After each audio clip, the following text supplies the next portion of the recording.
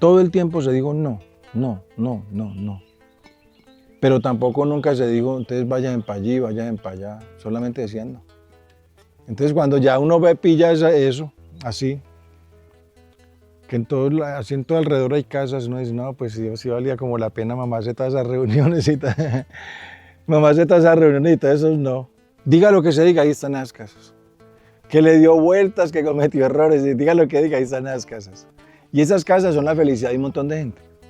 Entonces, digamos, en donde yo más me reivindico realmente, que no es como mi reivindicación, es demostrar que las FAREP tenían un contenido que era tratar de hacer la revolución. Y si nos tocó hacer la revolución chiquitica, chiquitica en una vereda, pues tocó hacerla. No pudimos hacer la revolución grande, pero pudimos hacerla chiquitica, chiquitica en una vereda. Bueno, ahí está esa puta revolución. Y eso pues nos puede dejar tranquilos, porque fue la nuestra, fue la que nos tocó.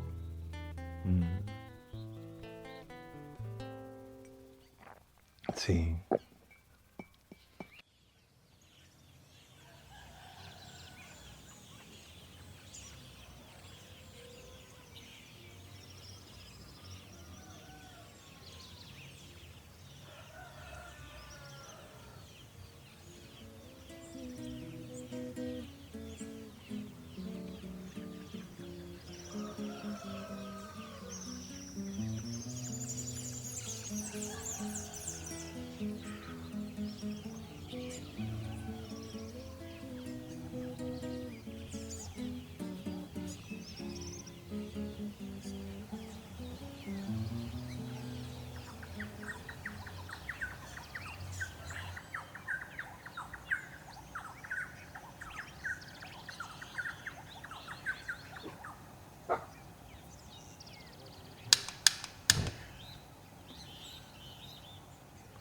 ¿Cómo llegamos nosotros acá? ¿Cómo llegó esta comunidad acá? Porque de entrada, pues lo que se va a plantear es que esto es impacto demográfico y territorial del Acuerdo de Paz de La Habana. ¿Qué significa eso? Las Fuerzas Armadas Revolucionarias de Colombia, Ejército del Pueblo, eran una organización guerrillera de oposición política al Estado colombiano y tenía una vida móvil, era una guerrilla móvil por su misma naturaleza. Pues cuando nosotros llegamos,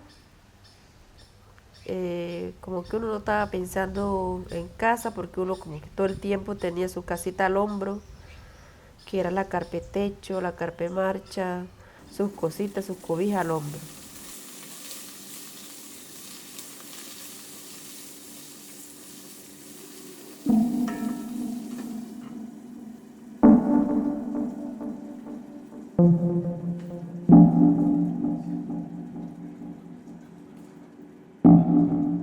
Eso pues le presentó una serie de características para efectos de la vivienda.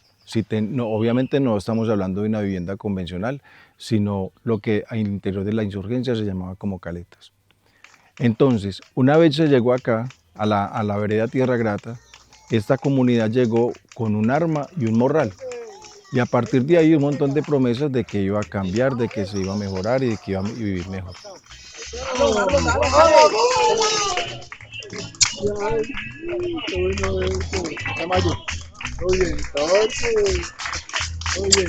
¡Ay, el socio! ¡Yo, socio!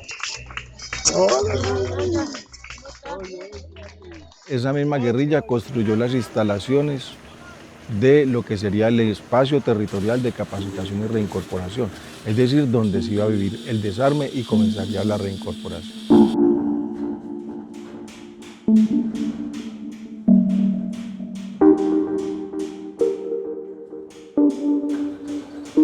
Y eso construido, pues se convirtió prácticamente en la vivienda hasta hoy de algunas compañeras y algunos compañeros. Cuando ya nos pasamos para los 6x4, ya como que uno comienza a ver la necesidad de que la cocina, que el agua, que el baño, que una cosa, o sea, uno empieza a ver la necesidad. Y de ahí ya comenzamos a conformar nuestra familia cuando llega Tanner, más la necesidad de tener una vivienda.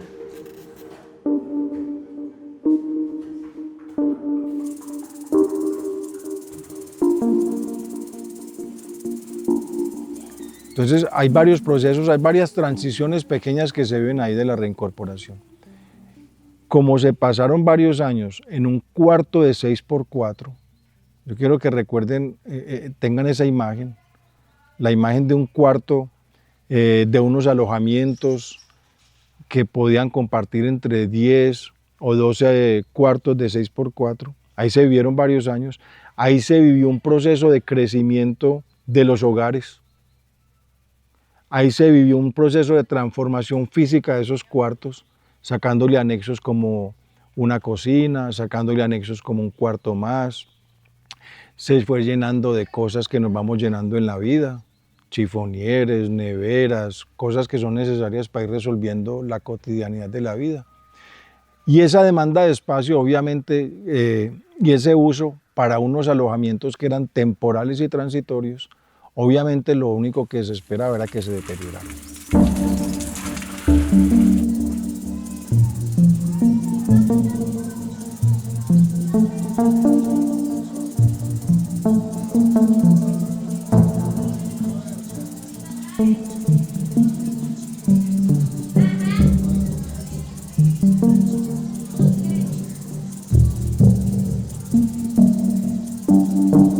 En el 2017 la comunidad definió que iba a ser su plan de desarrollo. Si bien el espacio era transitorio y temporal, en adelante lo que se estaba planificando era dónde vivir en paz, dónde quedarse. De hecho, por ahí hay una frase que se quedó de que precisamente así, llegamos para quedarnos. Llegamos fue a quedarnos acá. Y por lo tanto, por eso le hemos apostado de tener nuestra casa, que los demás también den a su casa. De aquí no lo saca nadie, de aquí lo sacan muerto.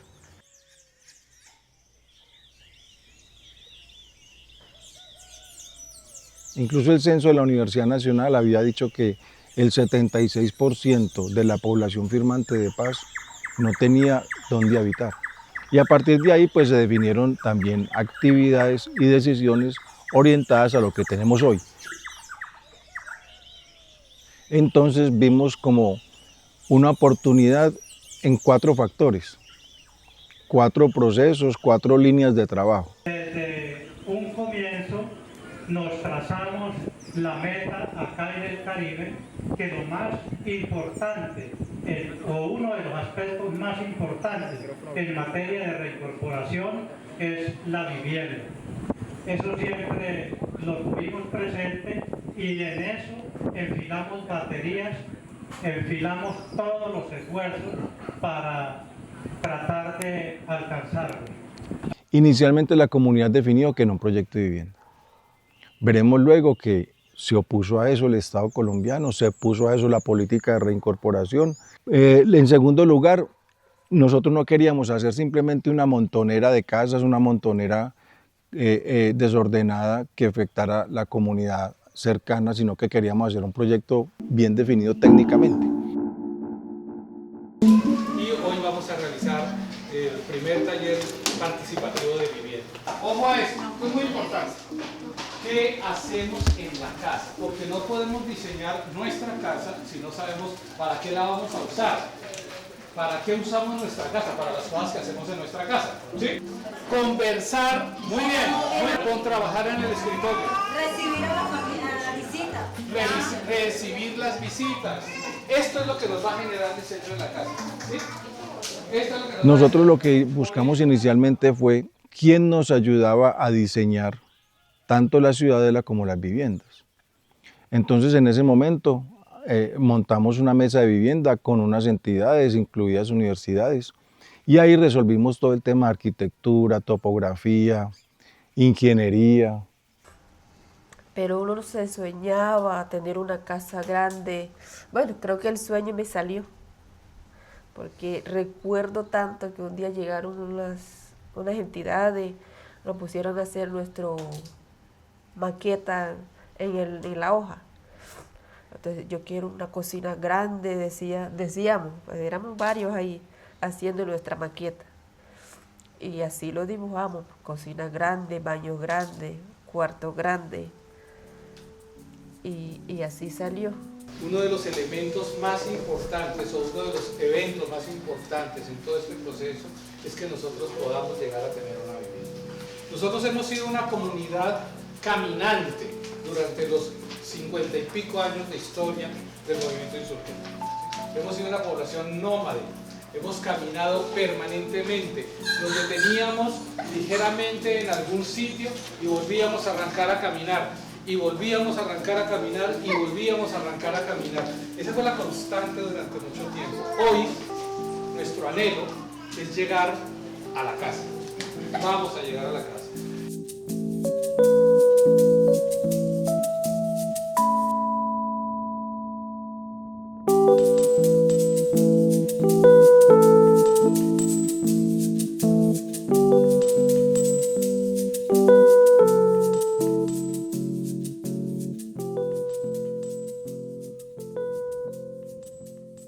Había un tercer factor que es importante y también fue determinante, que es la cooperación internacional.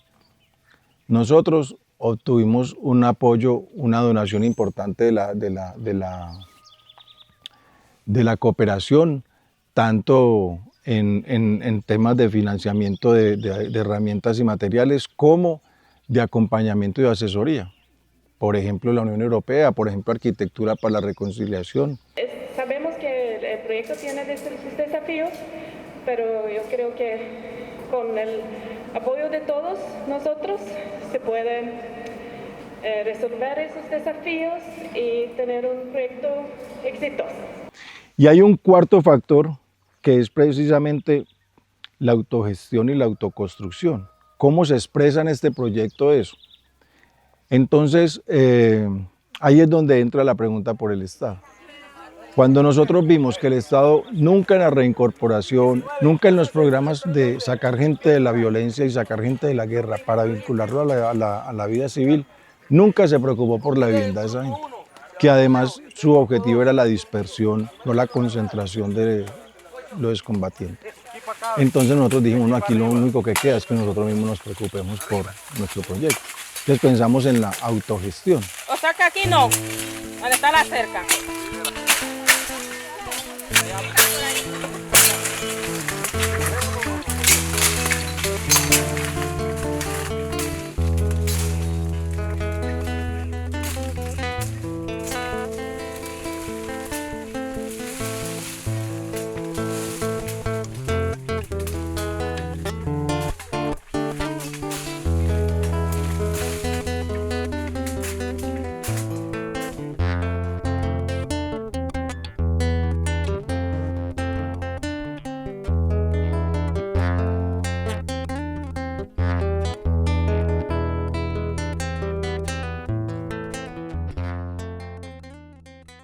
La cooperativa ha ambientado, gestionado, representado todo el proyecto.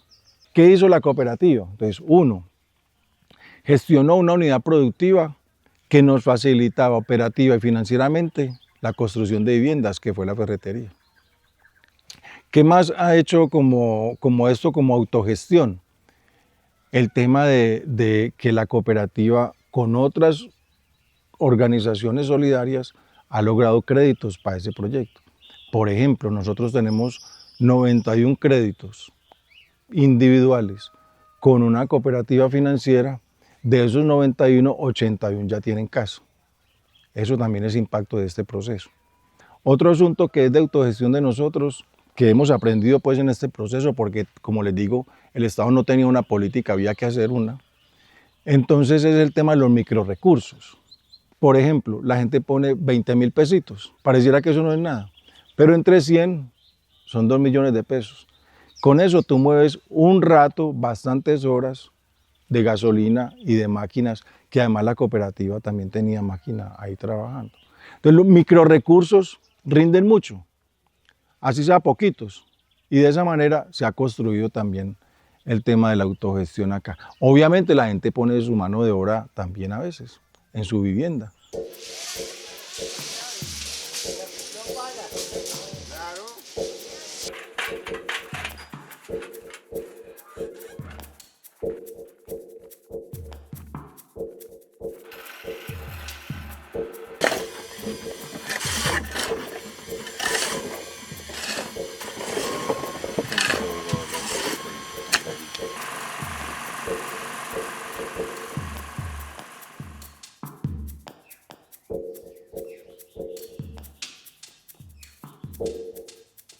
por esta parte, que ya está más frisada, lo de las puertas le hacen falta los vidrios. Y esto ha sido una lucha, el tema de la consecución de los recursos para poder tener la casa. Creo que una de las cosas es la visión de uno, pero yo me enfoqué en construir las casas. Tenemos 2 niños, ya después, si se termina el trabajo, ya al menos tenemos techo donde pasar un aguacero la noche.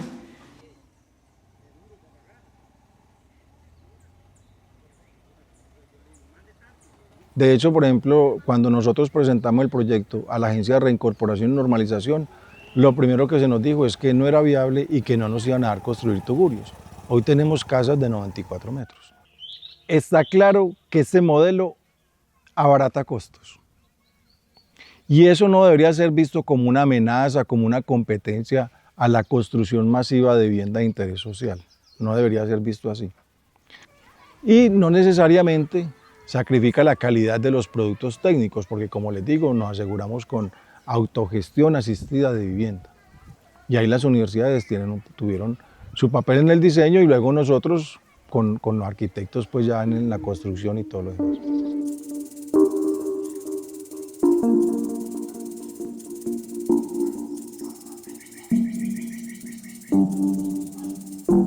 Tuvimos un aprendizaje a propósito de producción de materiales, tuvimos un aprendizaje con el bloque de tierra compactada. Nosotros empezamos a hacer unas pruebas, empezamos a mover tierra, empezamos a construir, tenemos más o menos entre 5 o 6 casas con ese bloque. La vivienda con el BTC se llevaba 6.000 bloques, mientras que una vivienda con un H10, H15, que llaman de bloques de cemento, se lleva 2.500 y más o menos valían lo mismo. Eso fue insostenible, la gente empezó a construir con eso. Y a partir de ahí ya se devolvió incontrolable, no solamente insostenible, sino incontrolable, que la gente construyera con el bloque que le parecía.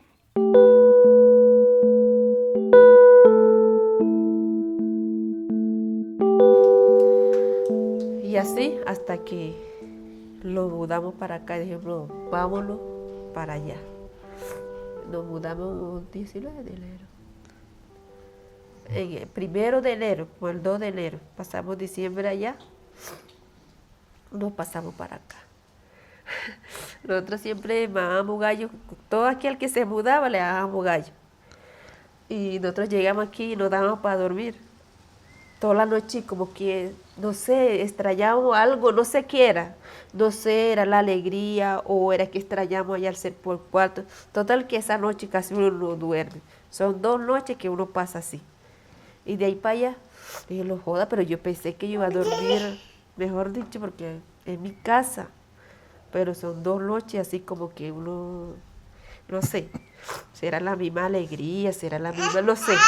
Total que pasa eso. Entonces nosotros mamábamos gallo. Cuando la yácana se mudó, nosotros le inventamos que la yácana salió corriendo para el baño de arriba. En vez de utilizar su baño, fue para allá, para los baños de la batería de arriba.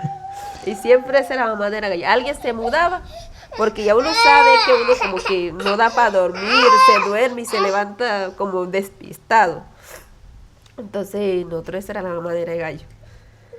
Bueno, y de ahí ya estamos acostumbrados a nuestra casa, ya nos sentimos felices al ver nuestras casas así como va.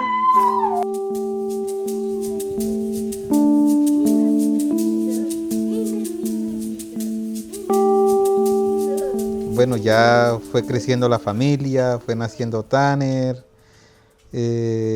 tuvimos un tema médico con Tanner, entonces ya era mi visión sobre la casa, sobre la vivienda, ya tenía otra exigencia de cómo tener una vivienda donde él se sintiera más cómodo. Entonces ya ve que la casa está más grande, más amplia, corredores alrededor, como más bien buscando esa dignidad para él, ya que es un tema de discapacidad, es que es un poco más complejo.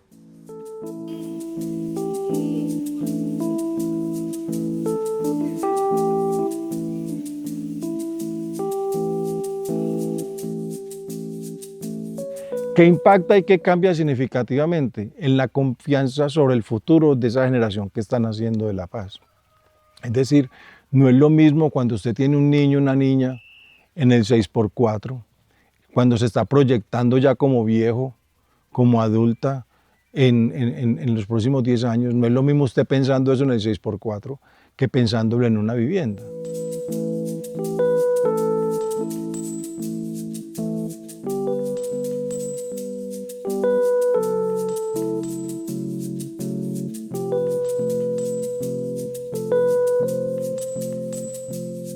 Mira, el día que yo salí de 6x4, que le entregué las llaves a la presidenta de la Junta de Acción Comunal, gritaba mis consignas ahí contra el Estado colombiano, por habernos condenado a ese lugar.